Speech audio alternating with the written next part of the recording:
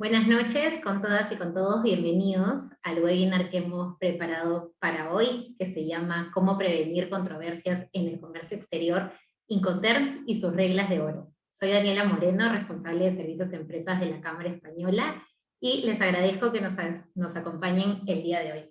Hoy tenemos la verdad que un ponente de lujo internacional, experto en comercio exterior, pero antes de darle pase a Alberto Rino, que nos acompaña, quisiera invitar a Xavier Urios, gerente general de la Cámara, para que nos dé unas breves palabras y nos cuente por qué estamos haciendo la actividad del día de hoy. Muchísimas gracias, Daniela. Bienvenidas a todas y a todos a este primer webinar sobre comercio exterior.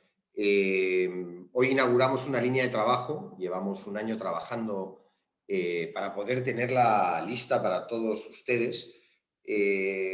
Para que se haga una idea, uno de los 4 objetivos rectores, ¿no?, de la Cámara Oficial de Comercio de España en el Perú es la promoción de negocios entre España y Perú. Mejor dicho, entre Europa y Perú. España forma parte de la Unión Europea y, por tanto, el territorio, los mercados de todos los Estados miembros son espacios susceptibles para nuestros colaboradores, colaboradoras, participantes en webinar, ¿no? Por eso, desde hace muchos años venimos acompañando a empresas peruanas y españolas para mejorar sus capacidades de negocio en ambos territorios, ¿no? Y llevábamos varios años considerando que había un segmento de profesionales que no terminaban de ser atendidos quizás por la universidad formalmente, ya que sus propuestas quizás son muy exigentes en tiempo, hora. La academia nos exige una capacidad para tener valor académico de las formaciones que de alguna manera podía tener distancia con lo que era el sujeto del trabajo cotidiano que muchas de ustedes y muchos de ustedes tienen, ¿no?, como operadores en comercio exterior o egresados de institutos tecnológicos e incluso universidades, donde han adquirido las primeras habilidades, han sentado las bases del conocimiento en comercio exterior, pero quizás hay un trabajo de desbroce de conocimientos prácticos importantes en procesos de tiempo cortos y muy específicos y muy prácticos. Ahí surge el Programa Internacional de Comercio Exterior de la Cámara. A mí me toca presentar a Alberto Rino. Primero hay que darle las gracias. Son casi las 2 de la mañana allá en España y Alberto, gustoso, ha querido participar en esa primera actividad en vivo y en directo. De hecho, todos los profesores de los cursos que luego les vamos a contar tienen asumido un compromiso por poder atendernos justamente en nuestra tarde peruana para que nos hagamos una idea. La propuesta que hemos construido con Alberto y su equipo es una propuesta de poder llevar al Perú la mejor propuesta de formación en comercio exterior que hay en Europa, en España actualmente, para personas, ejecutivos y ejecutivas que trabajan. Cómo combinar el ejercicio profesional con un proceso de adquisición de habilidades, herramientas, instrumentos para devenir ser un experto en comercio exterior. De hecho, hoy el primer tema, y del cual Alberto Rino es un experto, Incoterms, nos hablan un poco de lo específico que queremos ser con las propuestas de formación.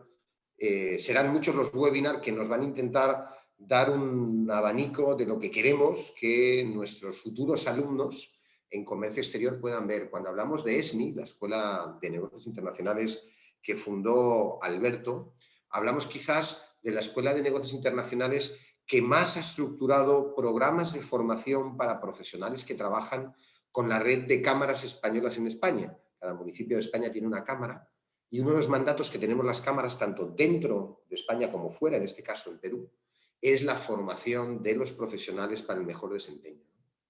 Este webinar pretende ser una muestra, ¿no?, de lo que nosotros queremos hacer a partir de ahora y que esperamos además sea de interés, ¿no?, para cubrir esa brecha que creemos que hay entre esas maestrías en supply chain, logística, ¿no?, que son muy buenas, pero son un esfuerzo de tiempo, de 1 a 2 años, económicas y de grados, estudios teóricos, siempre importantes, pero que quizás en el día a día de los que operamos el comercio exterior, quizás hay otro abanico de formaciones previas muy importantes, ¿no? Y creo que Alberto ahí es una pieza clave. No les quiero robar más tiempo. Pienso solamente como peruanas y peruanos que la entrada de España es la puerta a quizás uno de los territorios de comercio exterior más importantes en el mundo, Europa.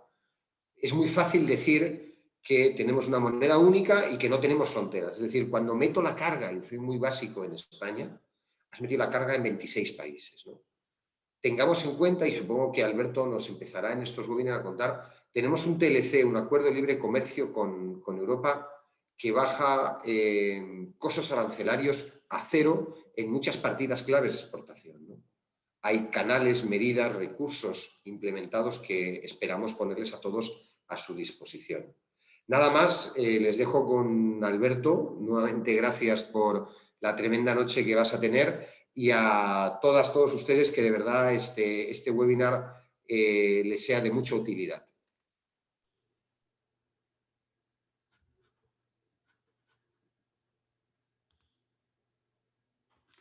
Bueno, buenas noches.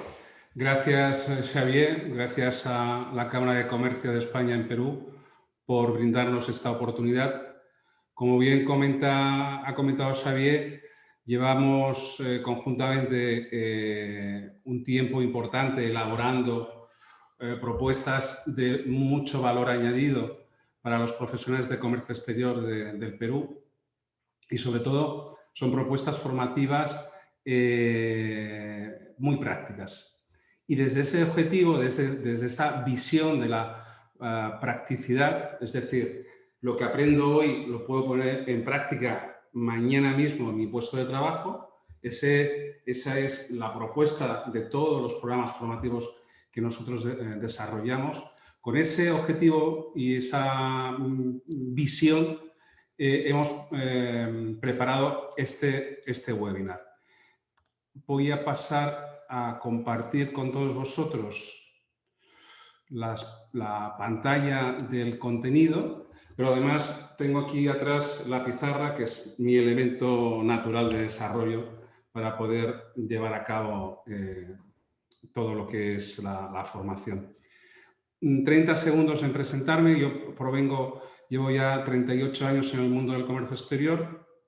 Empecé aquí en Barcelona, aquí en España, en Barcelona, en una agencia de aduanas, allá por el año 83. Tenía pelo, además, en aquel momento. A lo largo de estos años, pues me he ido especializando en varias áreas de comercio exterior, y aparte también me dedico de forma muy puntual a la consultoría, en diferentes ámbitos del comercio exterior. Por lo tanto, ese es el bagaje que tengo yo para poder, desde ese conocimiento, poder transmitir todo lo que hoy y en otras ocasiones que podamos vernos, podemos transmitir en los webinars y en las formaciones que vamos haciendo. Hoy proponemos un webinar que hemos titulado ¿Cómo prevenir controversias en el comercio exterior? Y lo hemos hecho con el apoyo, con el respaldo de un tema que todo el mundo que se dedica al comercio exterior dice que conoce, pero que realmente, dada mi experiencia, muy pocos dominan. Y además yo creo que hay otro aspecto que para mí es muy negativo, que no es que no solo se domine, sino que en muchos casos hay como un cierto desdén, ¿no?, hacia los Incoterms, quitándole la importancia que tiene realmente el conocimiento profundo, no superficial, porque es un tema tan importante y de tanta incidencia en el ámbito del comercio exterior, en la operativa, que no sirve tener un conocimiento por encima. Hay que tener un conocimiento profundo. Y ese conocimiento profundo nos puede, y de hecho mi experiencia así me lo dice, llevar a prevenir las controversias que suelen surgir entre el vendedor y el comprador. Fijaros, esas controversias normalmente suelen nacer por ese desconocimiento.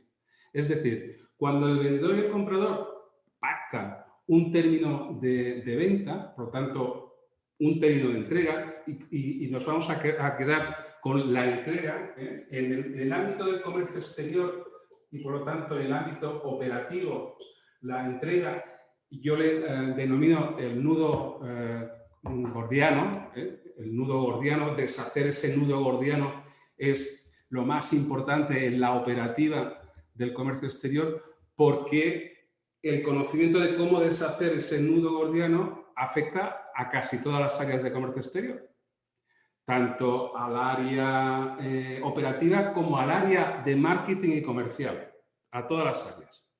Bien, pues el conocimiento profundo de cómo funcionan los Incoterms, como os decía, nos va a llevar a evitar esas controversias. Normalmente la controversia suele venir cuando hay un conflicto, indiscutiblemente. ¿Qué ocurre en el mundo del comercio exterior? Que el hecho de desconocer el funcionamiento de los términos de entrega no impide el que una mercancía salga de origen y llegue a destino. Es decir, el desconocimiento, aún no teniendo el conocimiento suficiente, pues si no ocurre nada, la mercancía se embarca, llega a destino, se despacha y llega a las bodegas del comprador. Pero el problema surge, y ahí es donde vemos ese desconocimiento, surge cuando hay una controversia. Es decir, cuando en algún momento de esa cadena logística hay una avería sobre la mercancía, o bien hay un retraso, hay una incidencia, hay unos acontecimientos que no estaban previstos, y eso conlleva normalmente a unos gastos, a unos costes que cuando esos costes son costes menores, de poca cuantía, pues normalmente se suele arreglar. Pues el vendedor muchas veces, por fortalecer el lazo comercial con su cliente, pues suele asumir muchas veces ese daño, ese coste sobrevenido para poder darle satisfacción a su cliente. Y muchas veces el vendedor asume el rol de víctima del error cuando realmente el error no ha sido suyo. Eso también lo iremos viendo a través de estos webinars. ¿Qué quiero decir con ello? Que está muy bien que desde la estrategia comercial queramos quedar bien con el cliente y cuando el daño de la mercancía, la situación provocada, conlleva a subir un importe pues, asumible, vale la redundancia, pues está bien que el vendedor, como estrategia comercial, lo asuma.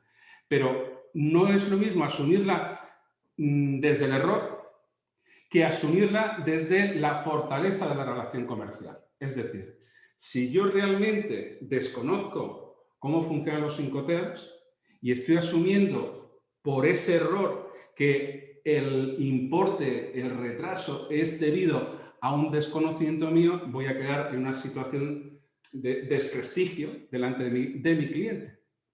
Aunque luego soporte ese coste del error. Pero si, aun soportando el coste del error, mi posicionamiento es, no, yo sé que no tuve el error, que la culpa, la responsabilidad no es mía, podrá ser de otro, pero yo aún así voy a asumir esa responsabilidad y voy a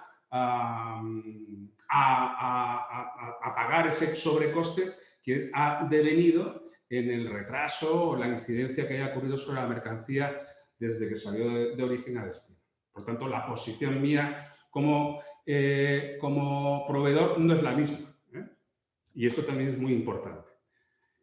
Desde ese punto de vista, desde ese objetivo, hemos elaborado una serie de reglas que le hemos llamado las reglas de oro de los Incoterms. Y como sobretítulo, y dada la situación en la que nos encontramos, le hemos denominado la vacuna para reducir los conflictos en el comercio exterior. Es decir, el conocimiento nos va a servir como prevención para poder vacunarnos ante esos posibles conflictos que surgirían si no estamos vacunados. Como vamos a estar vacunados a través del conocimiento y sobre todo a través de estas reglas de oro, pues indiscutiblemente lo que pretendemos es que esos conflictos se reduzcan al máximo. La primera regla de oro la hemos denominado incluir siempre la versión de los Incoterms a continuación del término. Y esta regla está relacionada con la segunda y la tercera. ¿Qué ocurre? Que todavía existe un desconocimiento en cuanto a si hoy, en mayo del 2021, podemos o no podemos utilizar versiones anteriores a del 2020. Es decir, si todas las versiones, desde la versión primera del año 36 a la última actual del año 2020, están en uso. Entonces, esa es una cuestión. ¿Por qué es importante el saber si está o no está en uso? Porque, como os decía, las reglas 2 y 3 que están relacionadas, sobre todo la tercera, dice, si no incluyes ninguna versión, no se entenderá que es la última versión. Es decir, en la mayoría de casos, cuando el vendedor y el comprador pactan un término de venta, por lo tanto un Incoterms, pocas veces las partes han acordado también negociar a qué versión se están acogiendo. Y es muy importante el saber a qué versión nos estamos acogiendo, primero, porque todas las versiones están en uso. Es decir, las reglas Incoterms están emanadas, como bien sabéis, por la Cámara de Comercio Internacional. Y la Cámara de Comercio Internacional no es un órgano público, es un órgano privado. Y estas reglas y usos de Incoterms no se incorporan luego en el ordenamiento jurídico de ningún país. Es decir, en el Perú, ni en España, ni en ningún país del mundo existe en el ordenamiento jurídico una ley o un reglamento o una orden ministerial que regule los Incoterms, porque son de uso privado. Cuando las partes, el vendedor y el comprador, de mutuo propio deciden incorporarla a la relación comercial, entonces sí que se vienen obligados a su cumplimiento. A partir de aquí, todas las versiones del año 36 al año actual, están en uso. Todas. Yo a veces publico en algunos medios, sobre todo en LinkedIn, soy muy activo en LinkedIn, y quiero recordar que fue en LinkedIn, o no sé dónde, pero creo que fue en LinkedIn, que escribí un artículo que es el FOA enamorado. FOA. El FOA enamorado, que fue un Incoterms en uso hasta la versión 1980, pero también está en uso actualmente porque todas las versiones están en uso. Ese FOA sustituiría al FOB marítimo, siendo el FOA el FOB aéreo, entre comillas, el Free on Air. Bueno, eso simplemente como un comentario al hecho de que todas las versiones están en uso. ¿Y por qué es importante? ¿Por qué es importante cuando las partes pactan un término de venta incorporar la versión? Por ejemplo, la 2020, la que sea. No tiene que ser la última versión, la que sea, la que las partes hayan negociado. ¿Por qué? Porque hay muchos términos de Incoterms que siguen o que han estado en versiones anteriores y que siguen en la versión actual, que han sido modificados en el momento de entrega. Es decir, el mismo Incoterm, el FOB, el CFR, el CIF, por poner 3 ejemplos, que en algún momento, cuando hemos pasado de una versión a otra, y en este caso, cuando pasamos de la versión 2000 a la 2010, cambió en estos 3 términos el momento de entrega. Por lo tanto, si el vendedor y el comprador no pactan en qué versión se acuerda el término de venta, si ocurre un daño sobre la mercancía en la fase de la cadena logística donde ha habido ese cambio en la versión 20.00 con la versión 2010, pues ya tenemos una controversia. ¿Por qué? Porque las partes no han acordado exactamente dónde se produce la transmisión de la entrega. ¿Por qué? Porque en una versión el CIF dice que es en un sitio y en otra versión el CIF dice que es en otro punto de la cadena logística donde se produce la entrega. Y lo mismo ocurre con el FOB, y lo mismo ocurre con el CFR, y lo mismo ocurre con otros Incoterms que han ido cambiando de versión en versión. Por lo tanto, es fundamental importantísimo que las partes acuerden la versión. ¿Para qué? Pues para evitar una controversia. Como os decía, ¿cuándo surge la controversia? Cuando hay una avería, cuando hay un daño a la mercancía. Y la controversia viene porque esa avería, ese daño es de una cuantía muy importante.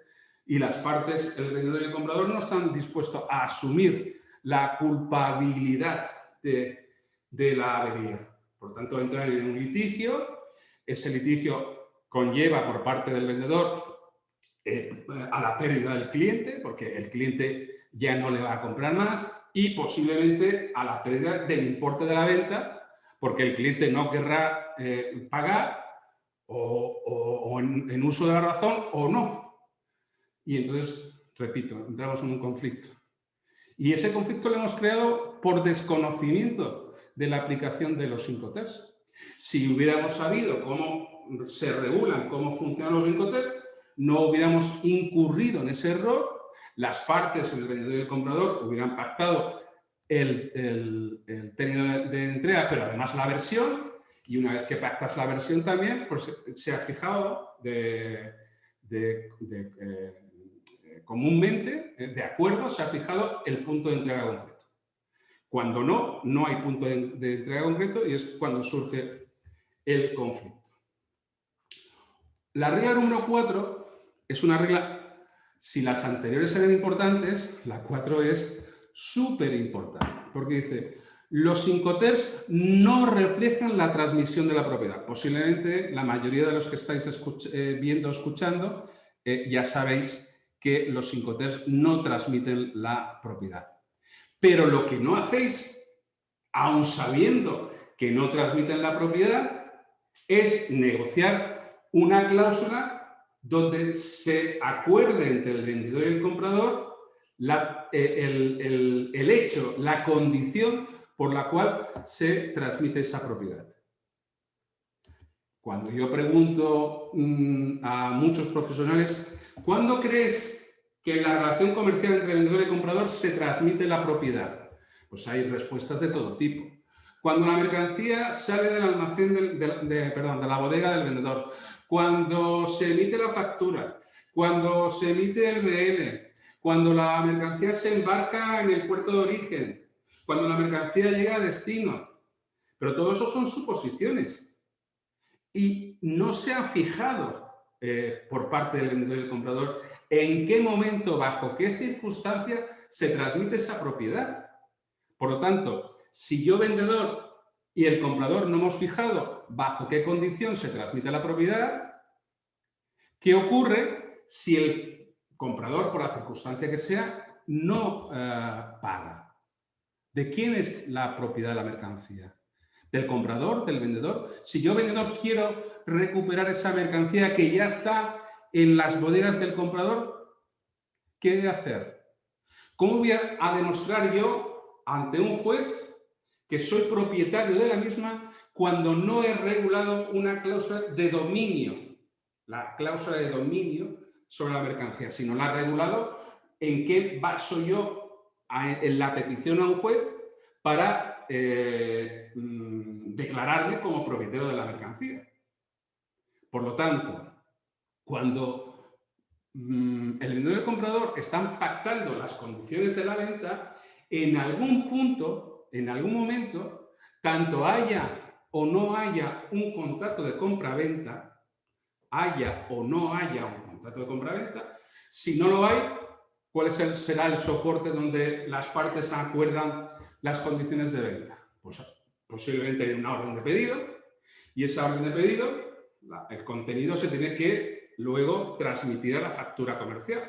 Por lo tanto, en algún momento en la factura comercial tiene que haber una cláusula de dominio de la mercancía, por la cual en esa cláusula el vendedor y el comprador han pactado cuál es la condición por la cual se transmite la propiedad.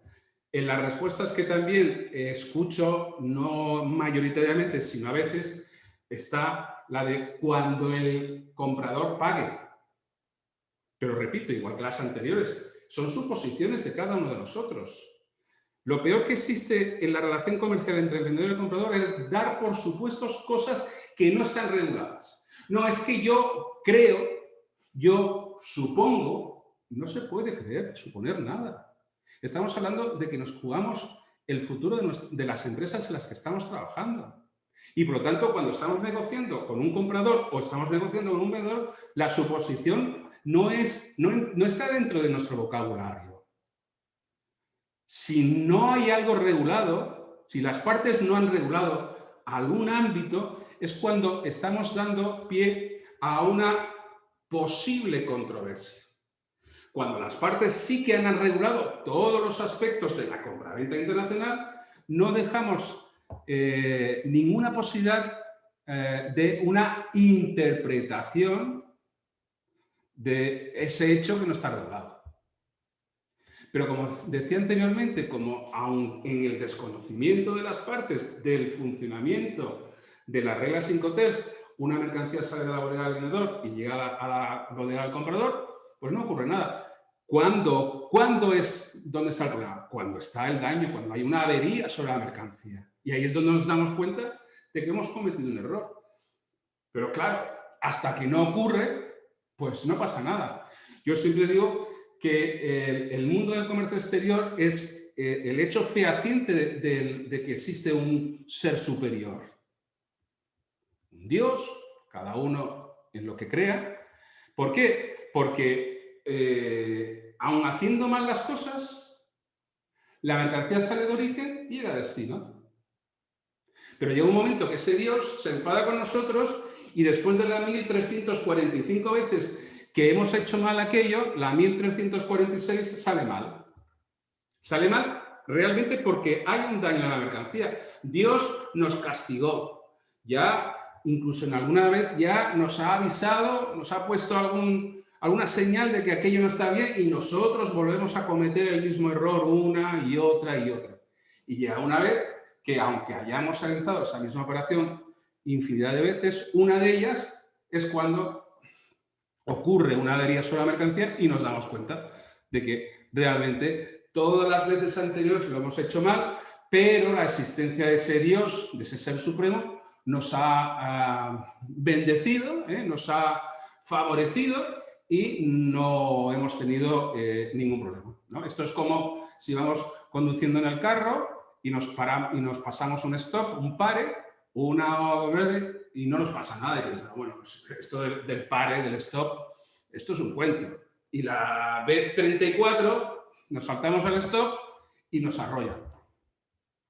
¿Qué pasa? ¿Que las 33 veces anteriores lo hemos hecho bien? No.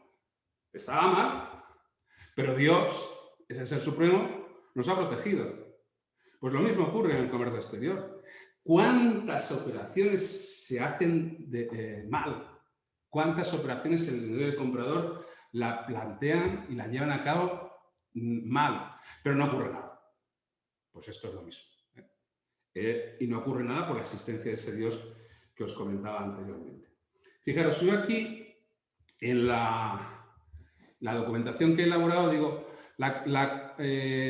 para que tengáis además una referencia local del Código Civil de Perú, para poder regular la transmisión de la propiedad, como el Incoterms no la regula, y el vendedor sí que le interesa regular bajo qué circunstancia, bajo qué condición se transmite esa propiedad a través de la cláusula de reserva de dominio que está regulada en el artículo 1583 del Código Civil del Perú. Pero además, tengo aquí también una anotación. El artículo 947, repito, 947 del Código Civil del Perú, regula la transferencia de la propiedad. Es decir, bajo qué hecho o qué circunstancia el Código Civil de Perú considera que ha habido una transmisión de la propiedad del vendedor al comprador. Y esa propiedad se transmite con el hecho de la entrega.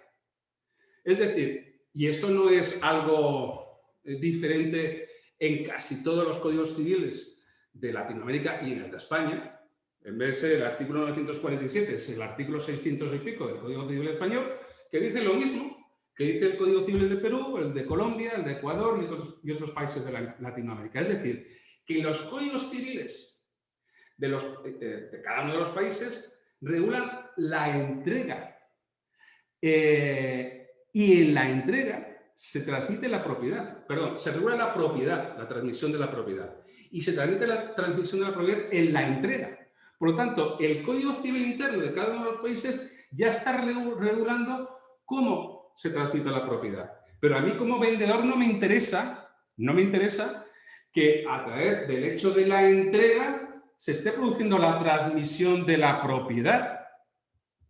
Por eso, cada vez que negocio, he de tener en cuenta incluir una cláusula que sea la cláusula de reserva de dominio, en la cual ahí sí que queda regulada la transmisión de la propiedad. Porque el artículo 947 del Código Civil del Perú dice que la transferencia de la propiedad se efectúa con la tradición, que es un término jurídico que viene del latín, que es la entrega. Y dice, salvo disposición legal diferente. Es decir, ese salvo es referido a la cláusula de reserva de dominio, que en el caso de Perú está regulada en el artículo que estáis viendo en pantalla. Por lo tanto, siempre hay que tener en cuenta ese hecho y, por lo tanto, regular la condición de la transmisión de la propiedad. ¿Cuál podría ser una condición? Que parece la más lógica, y por lo tanto incluir este texto en la cláusula de reserva de dominio. Pues cuando el comprador haya demostrado el 100% del pago. Por tanto, queda regulada de forma explícita cuando el vendedor está transmitiendo la propiedad de la mercancía. Mientras el comprador no paga el 100% y recae sobre él la prueba de ese pago, la propiedad sigue siendo del vendedor. ¿Para qué? Pues porque en algún momento determinado nos puede servir para poder reclamar una mercancía que ya está en las bodegas del comprador y que no ha querido pagar o no ha podido pagar. ¿De acuerdo? Bien, la quinta regla es la entrega. La entrega es el nudo gordiano de la relación comercial entre el vendedor y el comprador. Y para ello, fijaros, cuando el vendedor y el comprador regulan un término de venta, por lo tanto un Incoterms, están regulando un punto concreto de la cadena logística en la cual se produce la transmisión, la entrega. La entrega, por lo tanto, en el Código Civil interno de cada país se entenderá que se está produciendo la transmisión de la propiedad, salvo que haya una cláusula de reserva de dominio, pero además, como estamos delimitando en qué momento de la cadena logística se produce la entrega, ¿qué ocurre? Que también se está produciendo la transmisión del riesgo físico de la mercancía.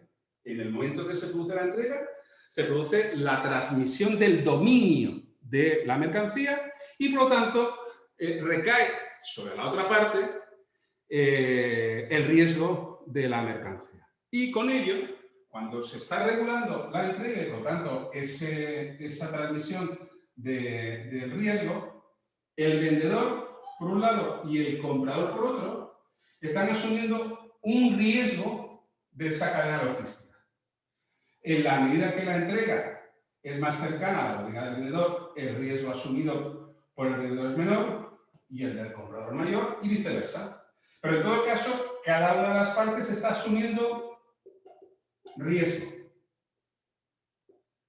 Riesgo. ¿Y eso qué supone? Pues que hay que saber cómo gestionar ese riesgo. El riesgo físico de la mercancía me refiero, ¿eh? Y vamos a tener que gestionarlo, o bien lo podemos soportar, la empresa puede soportar ese riesgo de forma directa, o bien a través de un seguro sobre la mercancía. Pero ese seguro no lo podemos gestionar de forma adecuada si no sabemos realmente el punto exacto de la entrega de la mercancía.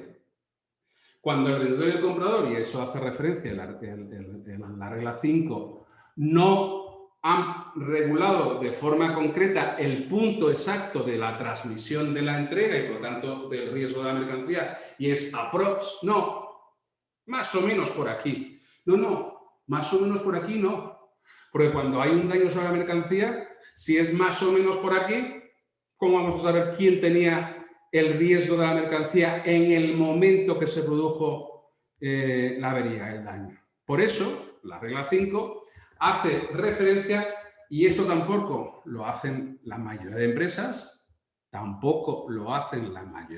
por lo tanto estamos generando una posible controversia entre el vendedor y comprador, es especificar con exactitud, y por eso en el ejemplo que tenéis aquí, un ejemplo de una venta en FCA, dice FCA Miraflores, Lima, Perú, Avenida José Pardo, 110, Incoterms 2020. Es decir, que la entrega se produce en la Avenida José Pardo número 110 de Miraflores, Lima. No en Miraflores, no en Lima, sino en la Avenida José Pardo 110. En el momento que estamos concretando el punto exacto de la transmisión de la entrega, a partir de allá estamos delimitando la responsabilidad física de la mercancía entre vendedor y comprador. Cuando no la hemos regulado, como decía, es cuando tenemos ese gran problema. Cuando ocurre un daño, claro, si yo no la especifico y no hay daño sobre la mercancía, pues nunca sabré que lo estoy haciendo mal. Ese es no el problema. Yo no quiero que haya daño sobre la mercancía, sino que esa es la cuestión. Lo hacemos mal, pero creemos que lo estamos haciendo bien. La regla número 6 dice, para delimitar la fecha de recogida en el Terminus Works, especifica en las condiciones de venta el espacio de tiempo, por lo tanto, días entre el 10 y el 20 de junio. Un espacio de tiempo en el cual el comprador debe cargar la mercancía en la bodega del vendedor. ¿Por qué? Porque esta regla, que casi nadie tampoco la respeta, si yo vendo en condiciones S-Works y no he pactado un periodo de recogida por parte del vendedor, del comprador, yo puedo haber fabricado la mercancía, la tengo en mi bodega, doy aviso al comprador y el comprador puede tardar una semana, puede tardar 2, puede tardar un mes, puede tardar 3 meses en recoger la mercancía. ¿Qué ocurre? Primero, que tengo un inmovilizado en el almacén, que en muchos casos se puede ir depreciando de valor. Y segundo, que está generando una ocupación, por lo tanto, unos gastos de bodegaje. Y en el caso de que haya un daño sobre la mercancía durante la estancia de la misma en la bodega del vendedor, ¿qué hacemos con ese riesgo? ¿Quién tenía el riesgo de la mercancía en el momento que se produjo el daño? Claro, si no hemos pactado un periodo de recogida por parte del comprador, pues el vendedor tendrá que asumir ese riesgo. Ha fabricado, tiene la mercancía ya, está esperando que venga el comprador, no viene, por alguna circunstancia en la bodega, un operario pues ha tenido un accidente con esa mercancía y hemos perdido la mercancía o parte del valor de la misma. Por lo tanto, sexta regla, cuando pactemos condiciones S-Works, hay que pactar un periodo de entrega de la mercancía. Si transcurrido, y aquí hay jurisprudencia, por lo tanto, no es un comentario gratuito, hay jurisprudencia. Cuando el vendedor y el comprador pactan un periodo de entrega de la mercancía y el comprador no ha recogido la mercancía en ese plazo pactado, desde el último día del plazo se entiende que la mercancía se ha puesto a disposición del comprador y que se ha producido la entrega y por lo tanto se ha producido la transmisión del riesgo. En el hipotético caso que la mercancía tenga un daño, será el comprador el que tenga que asumir ese daño y por lo tanto estará en obligación de pago al vendedor, aunque la mercancía esté en la bodega. De hecho, fijaros, este comentario viene también del Convenio Internacional de Viena de 1980, el que regula los contratos de compra-venta internacional, que ya el propio convenio ya lo especifica. El propio convenio especifica que en el momento que se produce la transmisión, se produce la entrega de mercancía, aunque éste esté en la bodega, se está produciendo la transmisión de riesgo. Por lo tanto, lo que estamos haciendo es recoger lo que dice el convenio de Viena del año 80 y trasladarlo a las reglas Incoterms.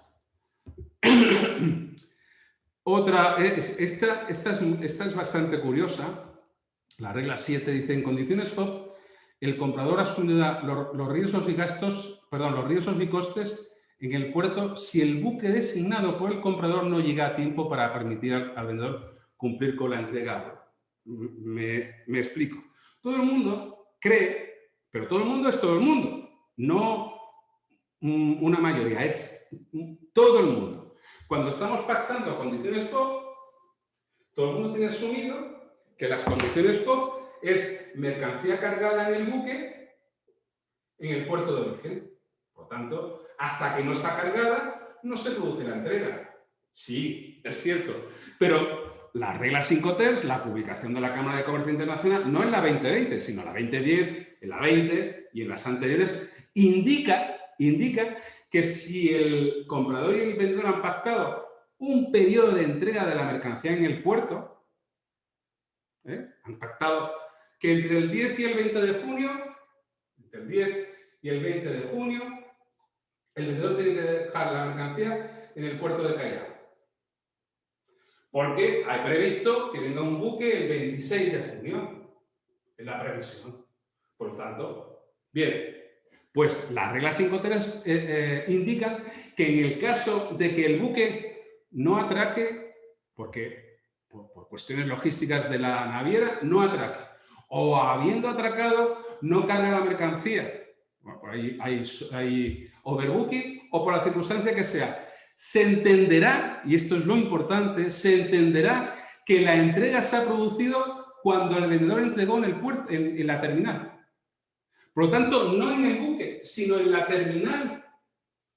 Desde ese momento, el comprador está en obligación en asumir el riesgo físico de la mercancía y los costes adicionales, si se producen, de la mercancía en el puerto.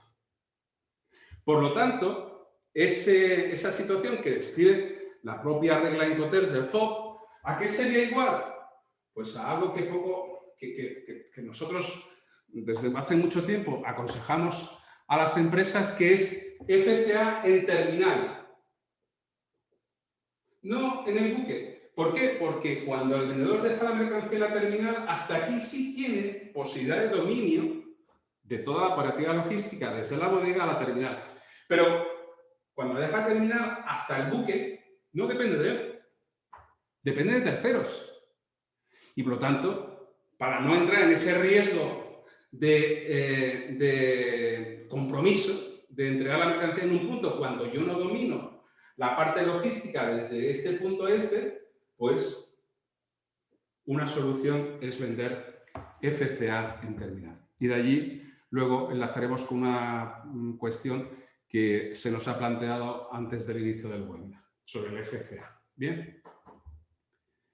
Es aconsejable, la regla 8, utilizar los Incoterms marítimos. Esto lo dijo ya la Cámara de Comercio Internacional en la versión 2010, aunque la operativa de los puertos ya no lo indicaba desde el año 90, pero lo incorpora la Cámara de Comercio Internacional en la versión 2010 y aconseja, por lo tanto, no es prohibido, es un consejo, aconseja utilizar los Incoterms marítimos FAS, FOB, CFR y CIF solamente para mercancías en régimen de carga convencional, es decir, aquella que no va en contenedor, mercancía de sobrepesos, mercancía de grandes dimensiones o de peso que no puede en un contenedor, o bien para mercancías a granel. En este caso, aconseja el uso de los términos marítimos. Pero en cambio, la regla 9 nos dice que para las mercancías que van en contenedor, tanto en régimen de carga completa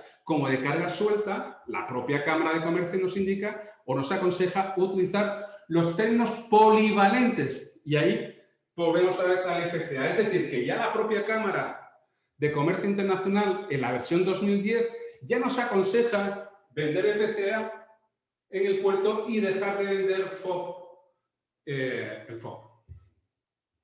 Y CPT y CIP, por lo tanto, el CPT sería el sinónimo, el más próximo al CFR, y el CIP, el más próximo al CIF.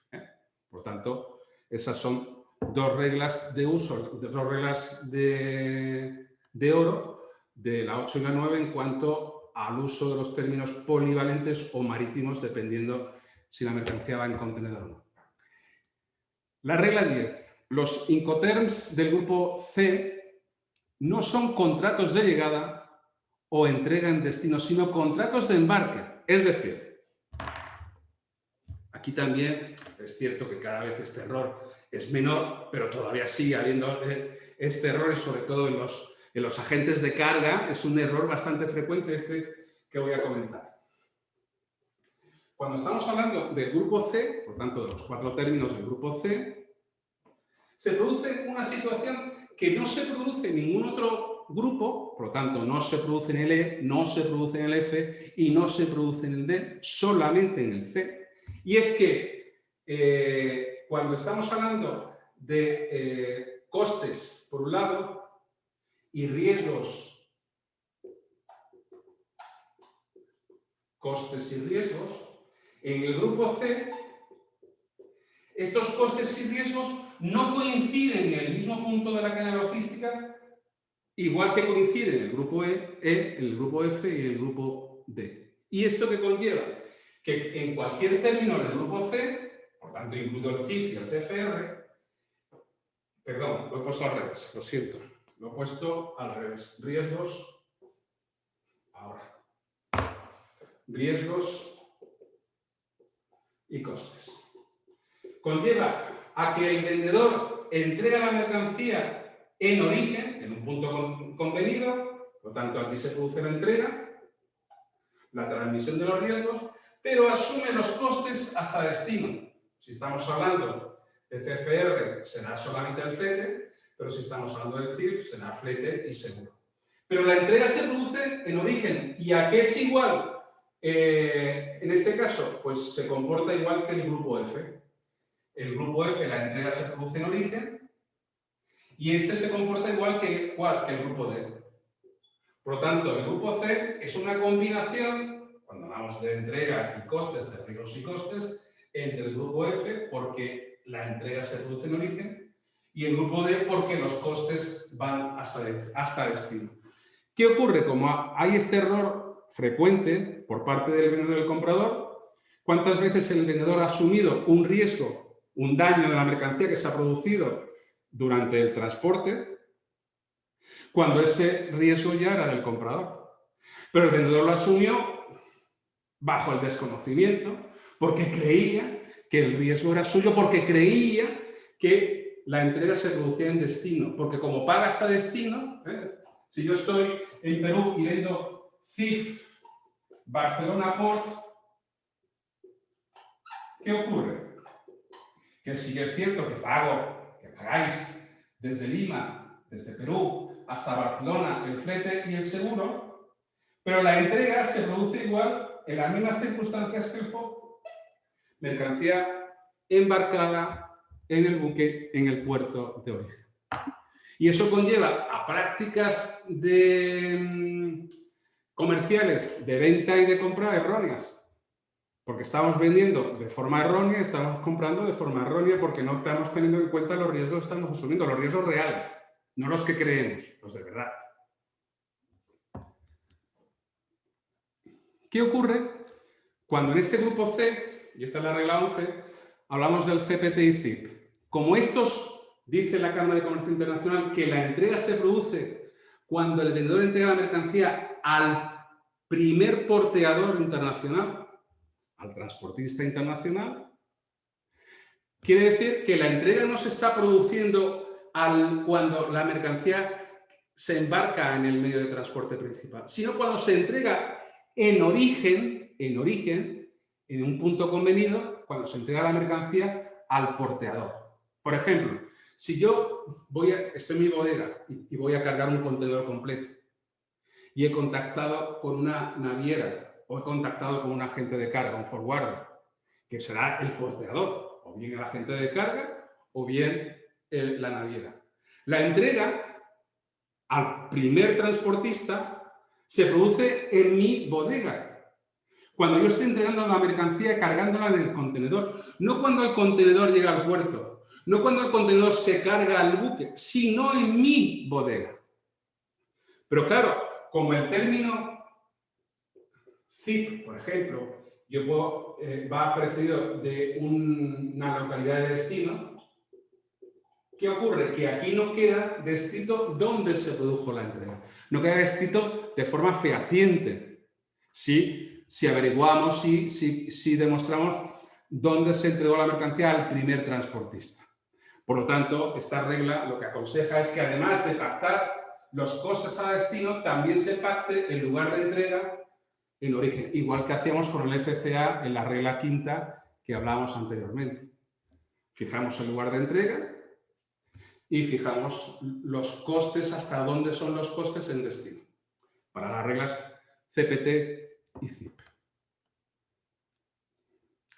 Para formas de pago documentarias, cartas de crédito y cobranza, alinear los documentos que el vendedor debe entregar en el banco en el término de Incoterms. Y esto lo voy a dejar porque, como os digo, tenemos por ahí una consulta de un FCA que va ligada a uno de los cambios de la versión 2020 del Bill of Lading, y luego lo vamos a enlazar, si os parece, os lo digo porque me estoy comiendo el tiempo, lo vamos a enlazar luego con esta regla de oro número 12. Si el vendedor y el comprador pactan condiciones CIF o ZIP, el vendedor se ha obligado a contratar un seguro. Pero no en las condiciones que él quiera, sino en las condiciones que establece, en tanto en el riesgos asegurado y el importe asegurado que marca la Cámara de Comercio Internacional. Aquí no lo hace bien nadie. Nadie.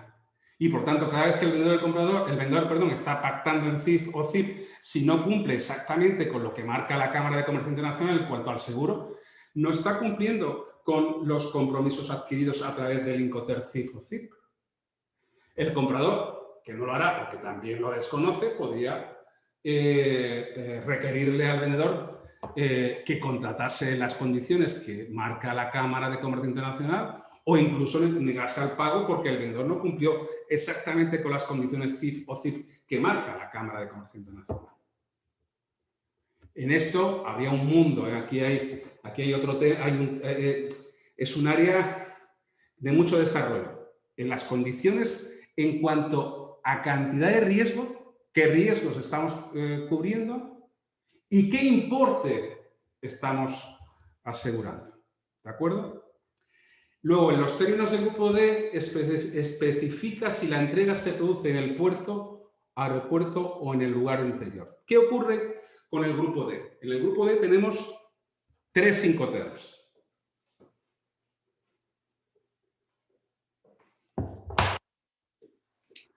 En el 2020 tenemos el DAP, el DPU y el EDP. Pero os voy a hacer una confesión. Son Incoterms bipolares. Sí, bipolares. ¿Qué quiere decir bipolares? Que tienen doble personalidad. Los 3 tienen doble personalidad. Y no lo digo yo, lo dice la Cámara de Comercio Internacional a través de las reglas que regula la propia Cámara. En cada uno de ellos nos está diciendo, a través de la definición del momento de entrega, que podemos hablar en los 3 casos, en los tres casos podemos hablar o bien de un DAP, o bien de un DPU, o bien de un EDP, point y place. Os voy a poner como ejemplo solamente este, para que luego ya podréis comprobar a través de este cómo funcionan los otros dos. En el DAP, la Cámara de Comercio Internacional dice que el momento de entrega se produce cuando el vendedor entrega la mercancía en el medio de transporte preparada para la descarga. No descargada, preparada para la descarga. Por lo tanto, la descarga es por cuenta y riesgo del comprador. Como dice del medio de transporte, el medio de transporte o bien puede ser el principal o bien el transporte interno. Si es el principal, sale del puerto de Callao y llega al puerto de Barcelona, y cuando llega al puerto de Barcelona, la descarga en el puerto de Barcelona es por cuenta y riesgo del comprador. ¿Cómo vamos a diferenciar el DAP, este DAP, del DAP place? Es decir, si yo he pactado entregar la mercancía en un punto concreto en el interior de Barcelona, no en el puerto, sino en una calle, en una avenida, con un número concreto en el interior de Barcelona. Pues respetando la regla número 5, que es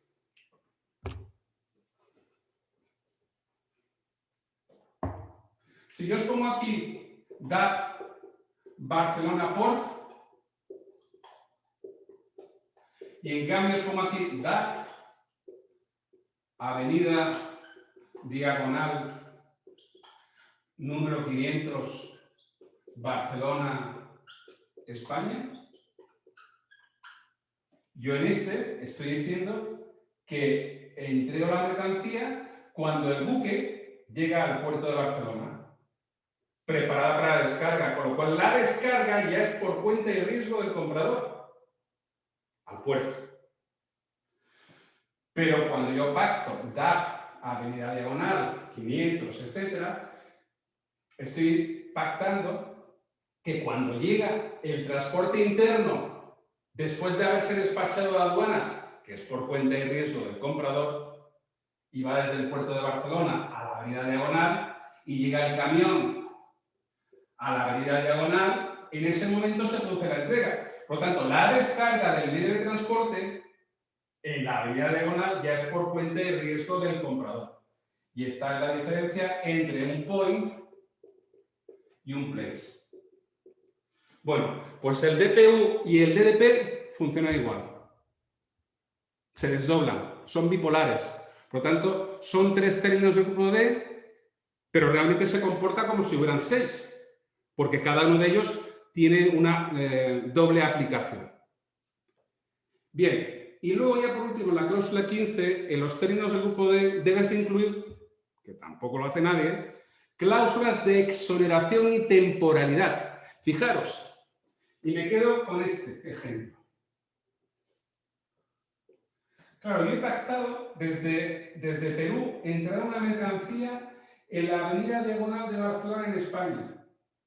Pero resulta que para llegar a la Avenida Diagonal, en la cadena logística, se interrumpe. Porque las formalidades aduaneras de importación son por cuenta del importador. Por tanto, el buque llega al puerto de Barcelona, se descarga el contenedor y hasta que el importador no despacha, no desaduana, yo no tomo la mercancía y la llevo hasta la Avenida Diagonal. Pero ¿qué ocurre si el importador nunca despacha? ¿Qué ocurre si el importador tarda 30, 20, 40 días en despachar la mercancía?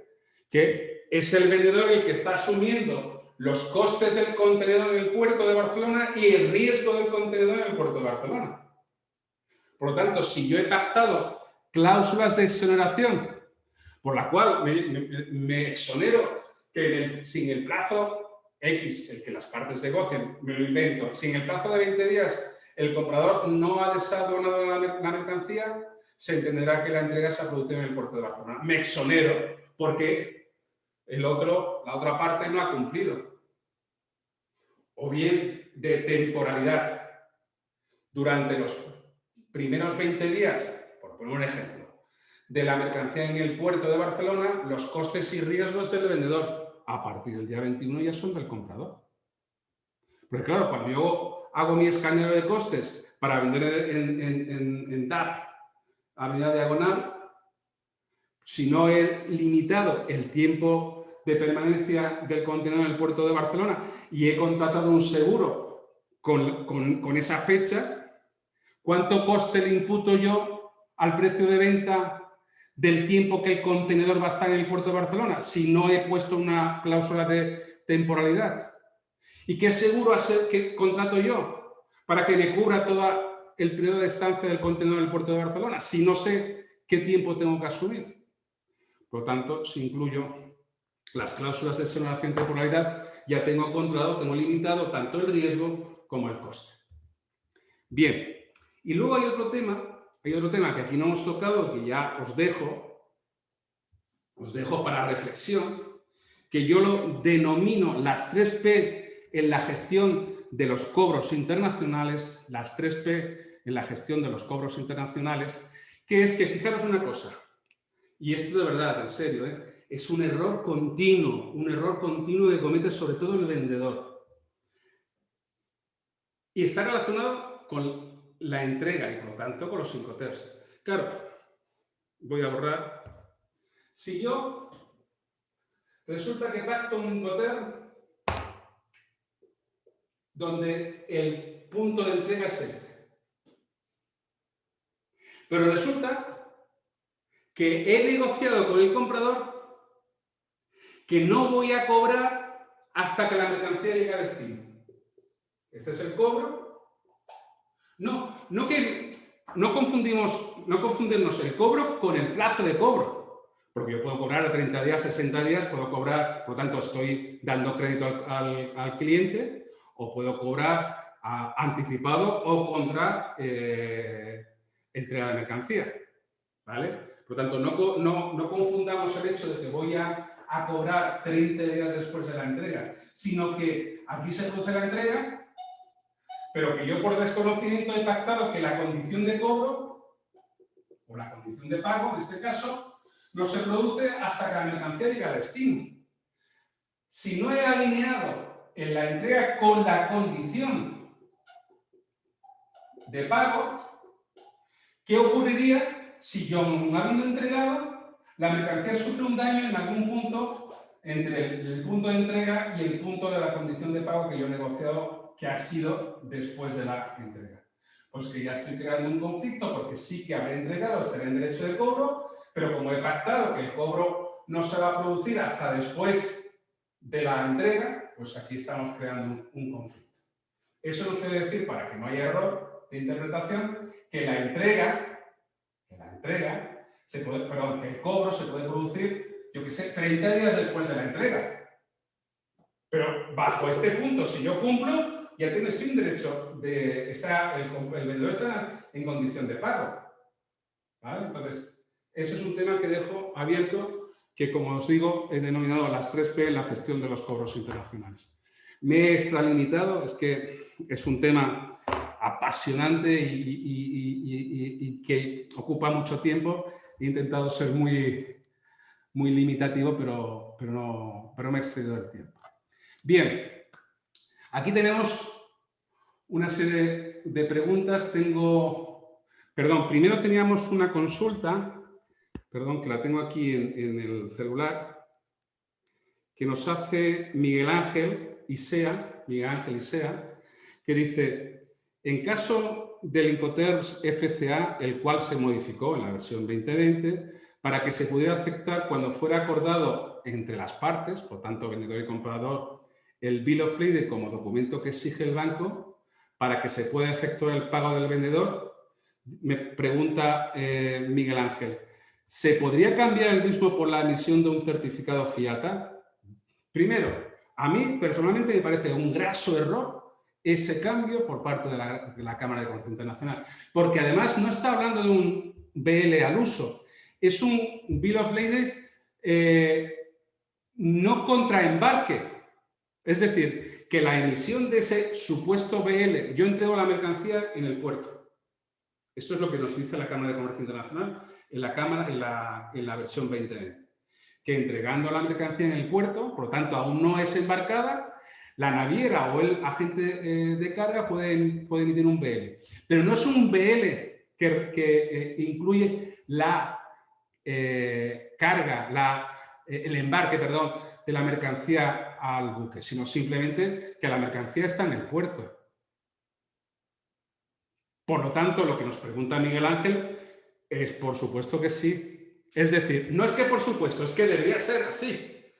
Olvidémonos de este cambio que la Cámara de Comercio Internacional nos propone en la regla 2020 de un BL en mercancía entregada, no mercancía embarcada, porque ninguna consigna, ninguna naviera ni agente de carga va a emitir un BL mercancía embarcada cuando la mercancía está en la terminal. Nadie. Por lo tanto, ese BL no nos serviría a efectos de una carta de crédito, si nos lo pidiera. Ese BL no sirve, a no ser que la carta de crédito especificara que es un BL no mercancía embarcada, sino mercancía entregada, que tampoco va a aceptarlo ningún banco emisor. Por lo tanto, no. Lo que dice Miguel Ángel es lo que debe ser, es decir, deberemos siempre, en el caso de un FCA, no de CIF, no de FOB, sino de un FCA, podemos negociar un FCA terminal y, por lo tanto, en el caso de que sea el pago a través de una carta de crédito, el BL debería desaparecer en las condiciones de la carta de crédito y sustituirlo por el Forwarder Certificate Receipt, que es el FCR, que es un documento FIATA elaborado por un agente de carga colegiado en FIATA. Por tanto, sí a lo de FCR y a lo otro yo te aconsejo que ni le hagas caso. Bien, luego tenemos aquí a Marco Fernández, dice, pero en el Incoterm la responsabilidad del comprador termina cuando entrega la mercancía en el lugar pactado. La responsabilidad del comprador, no sé si Marco se refiere a la responsabilidad del vendedor.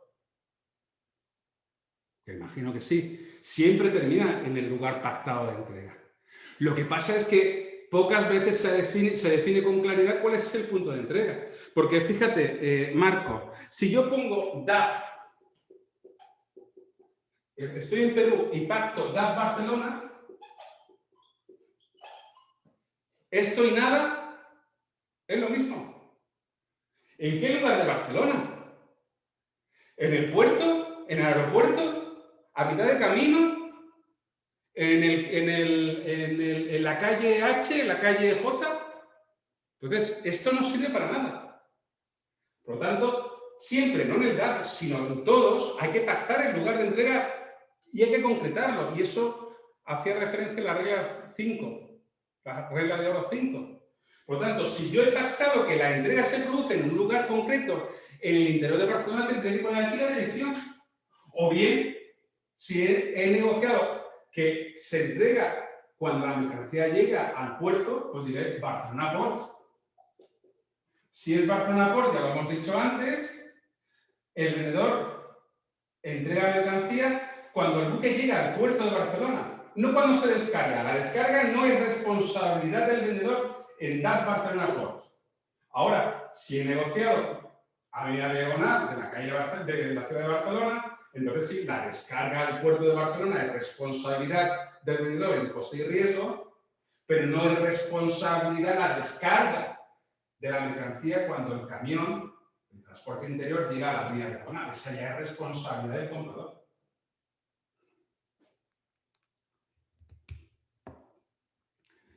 Luego tenemos aquí a Luis, dice, únicamente sobre si el hecho de que un comprador o un vendedor no contrate seguro cuando el Incoterm así lo permite, pero por alguna razón el transportista no entrega la mercancía, robo, perdón, igual comprador o vendedor, ¿quién contrata al transportista? Está en derecho a recibir compensación. Vamos a ver. Primero, si el Incoterm pactado entre el vendedor y el comprador es CIF o CIP, el vendedor está obligado sí o sí a contratar el seguro. Si no lo contrata, tiene un grave problema. Primero, el comprador habrá demostrado ignorancia sobre el término de venta, porque si compran CIF o CIP, tiene que exigir la prueba de que el vendedor contrató el seguro, por lo tanto, o una póliza o una aplicación de seguro. El comprador, si no la recibe, la tiene que reclamar. Siempre que compra CIF o CIP, tiene que recibir la prueba documental de que se contrató. Ahora, si el vendedor y el comprador no han pactado CIF o CIP, las partes podrán o no contratar un seguro. Las partes podrán, es decir, que el resto de Incoterms no obliga a las partes a contratar un seguro.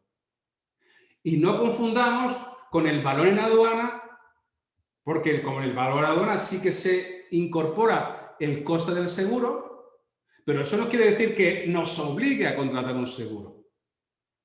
Porque como el valor en aduana es valor CIF o valor CIP, aunque yo no haya contratado un seguro, se incrementa en un porcentaje. Cada país, cada legislación aduanera de cada país nos indica qué porcentaje es, si es el 1%, el que sea, pero eso no quiere decir que estoy obligado a contratar un seguro.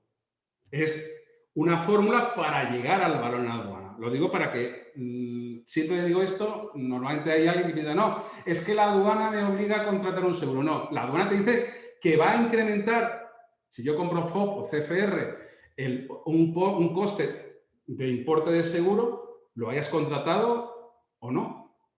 Si lo has contratado, pues entonces será el valor del seguro que hayas contratado y si no, será un porcentaje del valor FOB o el valor CFR, depende de cada normativa, que se incrementa.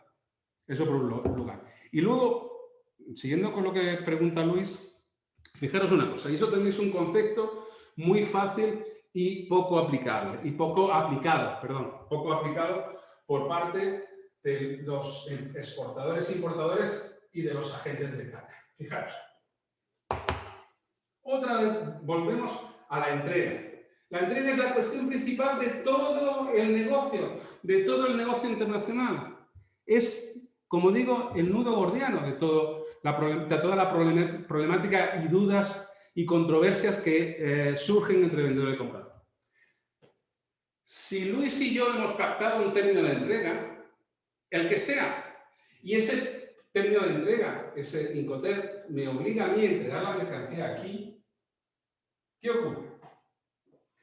Que si el daño, la avería, en términos de seguro, se llama avería, el daño producido sobre una mercancía, se produce antes de la entrega, ¿quién será el responsable de la mercancía en el momento de la avería? Pues el vendedor. Responsable de la avería, no responsable, perdón, de la avería, responsable de la mercancía, no responsable de la avería, que es otro tema, ¿eh? ¿Quién provocó el daño o quién provocó la avería? No es la cuestión que estamos comentando, sino quién tenía la responsabilidad de la mercancía en el momento de ese daño. Si fue antes de la entrega, es el vendedor, y si fue después, es el comprador. Por lo tanto, si hay un seguro, si el seguro es del comprador, el comprador irá al seguro, y si el seguro era del vendedor y él tenía la responsabilidad, irá al vendedor.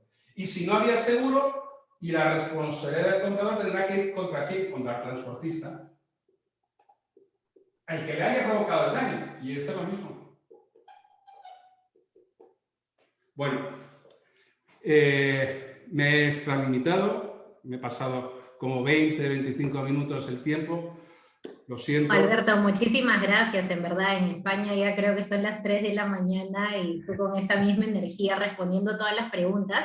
Igual decirles a todos que vamos a mandarles un correo con la presentación y van a tener los datos de contacto para que puedan hacer sus consultas por el correo electrónico. Muchísimas gracias, Alberto. Ahora me gustaría brevemente darle pase a Carlos Cabala, que es subgerente de formación en la Cámara Española, para que nos cuente acerca del programa de formación que tenemos. Muchas gracias, Daniela. Buenas noches con todos. A nombre de la Cámara, quiero agradecerles su presencia a este evento. Hemos visto que en comercio exterior, conocimiento significa eficiencia. Eficiencia es menores costos, menores tiempos, menores riesgos. Y todo esto les va a permitir a los exportadores abrir más mercados en el mundo y a los importadores llegar a más segmentos del mercado peruano. En ese contexto, queremos anunciar oficialmente que la Cámara de Comercio de España y ESMI van a ofrecer a sus asociados y a empresas y profesionales en general un programa de 11 diferentes cursos que cubren todos los ámbitos y procesos del comercio exterior, dirigido a todos los perfiles profesionales. Con las diapositivas del expositor y material adicional que nos ha traído el doctor Rino, estaremos enviando también la información de toda esta oferta para ustedes. Muchas gracias.